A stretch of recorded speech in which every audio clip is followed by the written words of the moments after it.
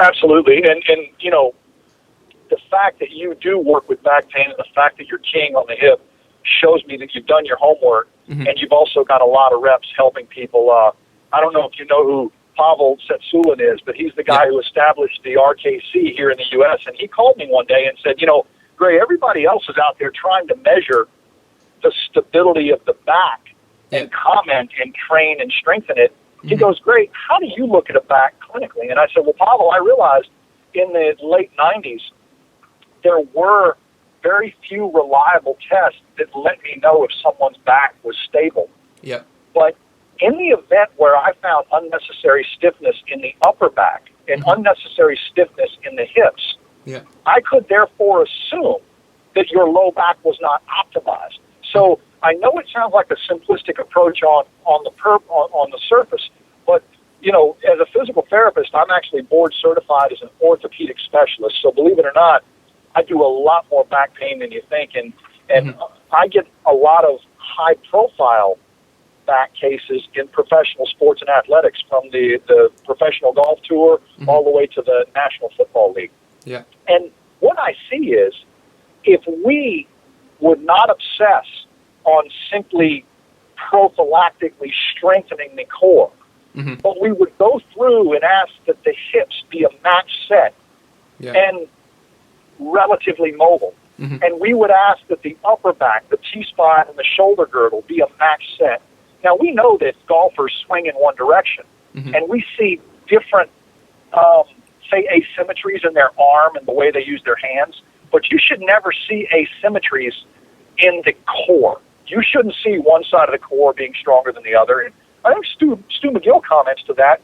When you have a really good side plank on one side, not so much on the other, that's a kiss of death when you're looking at back stabilization. But I'm going to take it one step further. The movement screen, and much of my philosophy, is based on the fact that the human system is designed to move. And I will give you one little pearl to hold on to. I've got 3 children, and they all learn to walk without my help. I'm considered a pretty good guy when it comes to movement, and I did not assume that I could speed up that process or make it better. They had to roll before they crawled, and they had to crawl before they kneeled. They had to kneel before they squatted, and they had to squat before they stood. And so every one of those things required T-spine mobility and authentic hip mobility.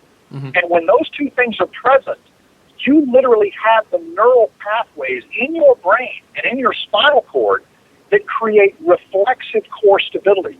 So you don't have to supplement core stability if you're not abusing your body. You only have to supplement core stability when you're not living like Tarzan. Tarzan could swim, run, climb, and fight. And he did these things, and he first was free to move. And then the activity made him, therefore, functional. And the one thing I want your listeners to know is, if you follow the exercise profession, it's going to tail the nutrition profession by about 10 years. In nutrition, 10 years ago, it was very popular to live on supplements and eat like crap. I can still eat at McDonald's as long as I take these super supplements and antioxidants. I will, by default, be healthy. Well, that's like doing a very, very antiquated exercise program and relying on flexibility and core supplementation. The reason I know our exercise programs are largely not holistic is we have to supplement flexibility and core training consistently. And so if we're truly on this holistic path for exercise, then we should really try to find, first of all, corrective movements that do get you above the cut point. And you don't have to have yoga instructor flexibility to have good hips. You just got to have a minimum required amount. And then if you want to choose a sport like golf, we've got enough data to say, if you don't have 60 degrees of medial hip rotation, you're not going to be on the tour long, because you're going to tear up your back.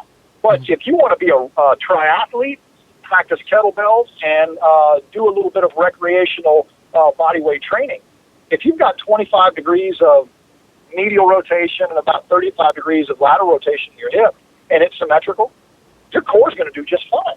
It's only when you go outside of those range of motion requirements that your body will automatically compensate and give you exactly what you asked for, because we're built to survive, which means we're built to compromise and compensate when we come up with a lack of mobility. So my real approach to getting backs in a healthier state is to not so much obsess on the stabilization of the core musculature, but to make sure I've done my due diligence in making your hips and your upper back mobile. And then if your core does not spontaneously reset itself with the proper diet of exercise, then you do have a problem that requires supplementation.